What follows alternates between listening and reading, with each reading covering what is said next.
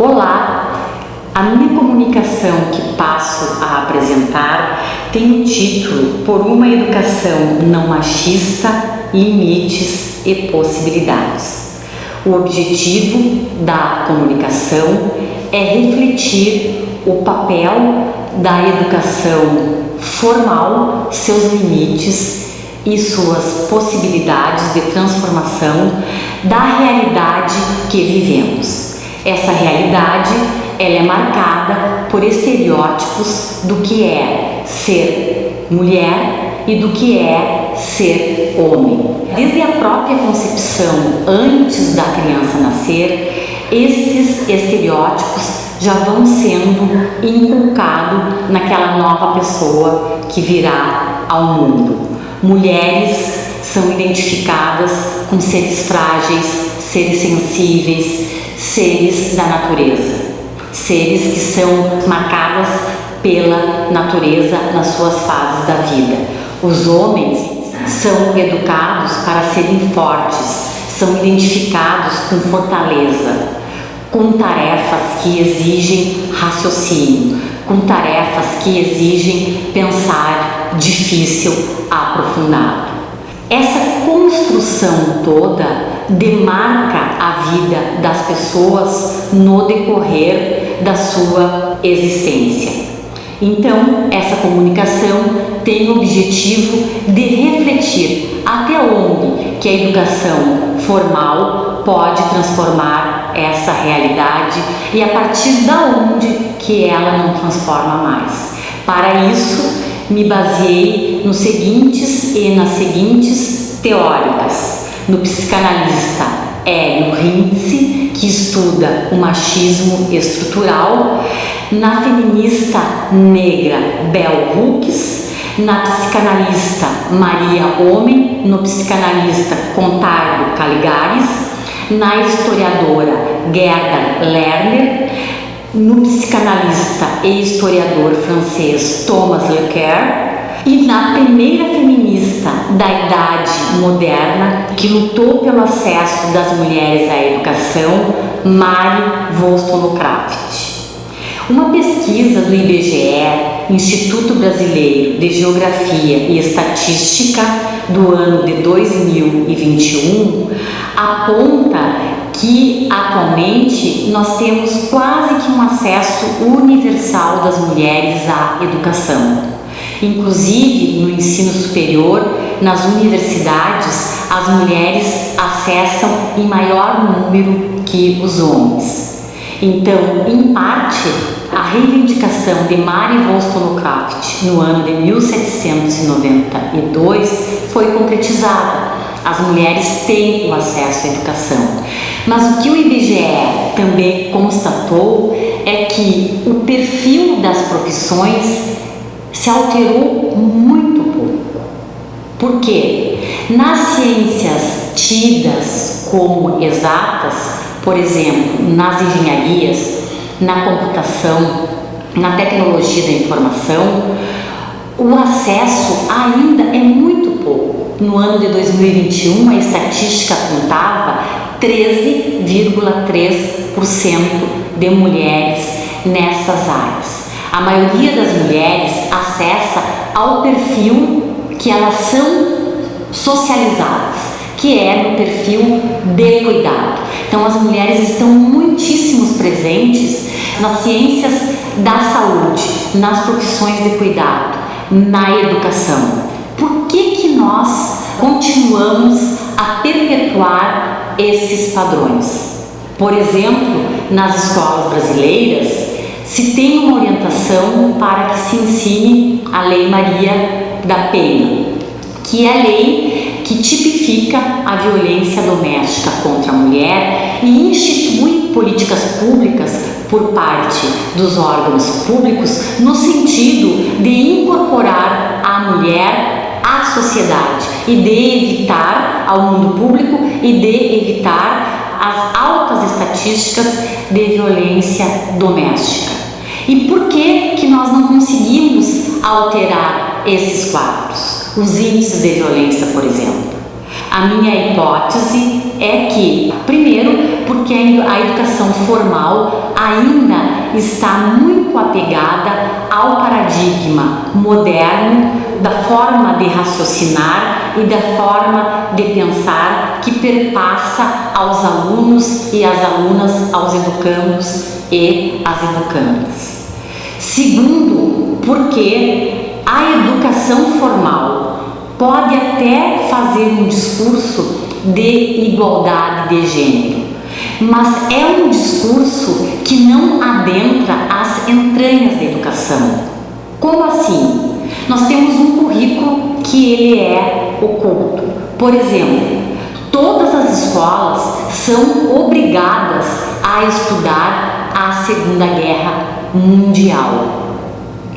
Mas as escolas não são obrigadas a estudar a história do sufrágio, a história da luta feminina pelo voto. Então nós temos algo oculto que não está explicitamente dito, mas que impõe a todos e a todas uma história que é masculina, que é do homem. E quando a modernidade instituiu que o homem incorporava o sentido da mulher, também ela excluiu metade da população. Portanto, nós temos um impasse.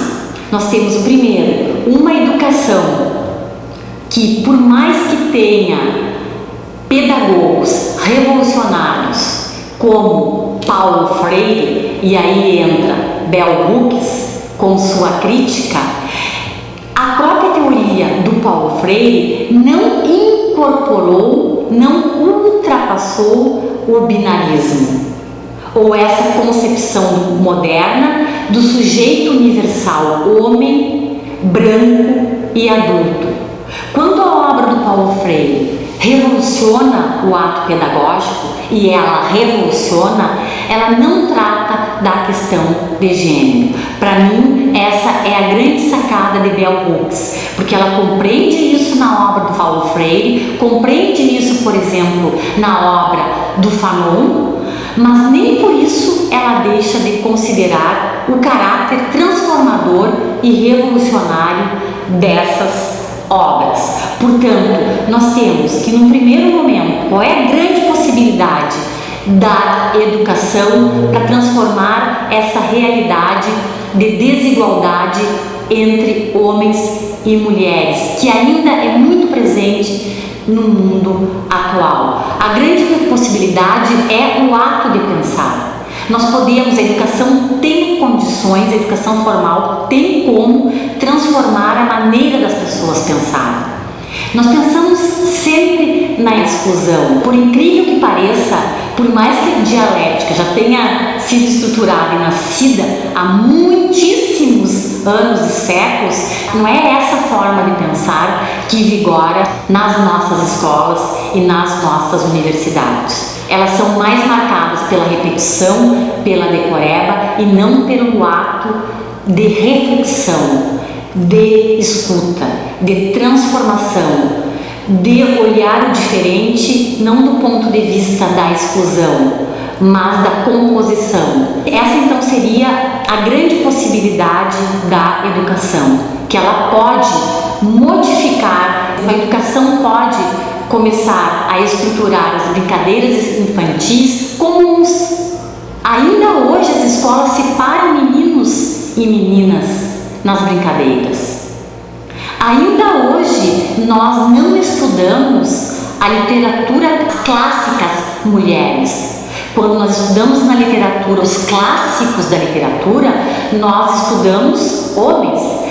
Por exemplo, Mary Wollstonecraft é um clássico da literatura feminista. Eu não conheço nenhuma escola que tenha referenciado a Mary Wollstonecraft. Nós estudamos referenciais masculinos. Então nós temos um currículo que é de construção binária de um sujeito universal criado com a Revolução Francesa, que seria uma outra discussão, mas nós precisamos refletir sobre a Revolução Francesa e a Revolução Americana no sentido que os direitos criados naquele momento não foram direitos que incluíram mulheres e diferentes. Foram revoluções que criaram declarações universais, mas para um sujeito homem, e isso se reflete ainda hoje. Então, a grande possibilidade da escola é alterar essa realidade pela reflexão. Mas, como bem disse Paulo Freire, a reflexão por si só não contribui. A reflexão deve vir aliada ao agir. Foi essa a grande sacada de Paulo Freire. Reflexão com agir. E aí nós temos um limite, que eu acredito que seja o grande limite da educação formal, que é o processo de socialização que ocorre fora dos muros escolares, que é o processo de socialização pelos meios de comunicação, nas associações, nos cinemas, na cultura, na arte, nas igrejas, na convivência, na coletividade. E esse processo de socialização incorporou uma forma tal, o senso comum da modernidade, que é calcado no binarismo, que nós temos uma imensa dificuldade de aliar uma reflexão, uma transformação no ato de pensar com o que ocorre no cotidiano, porque o cotidiano continua ainda sendo determinado pelas tarefas de cuidado, de unicamente responsabilidade das mulheres. Enquanto as tarefas de cuidado forem de responsabilidade única das mulheres, será muito difícil a educação por si só transformar essa realidade. Por isso, o documento da CEPAL, da 15ª Conferência sobre a Mulher para a América Latina e Caribe do ano de 2022, que trata, que refere a uma sociedade do cuidado, cuidado da vida e cuidado do planeta compartilhada entre homens e mulheres. Aí sim, aliando a transformação cotidiana com o ato da educação formal, nós teremos uma transformação nessa realidade tão desigual entre homens e mulheres. Muito obrigada.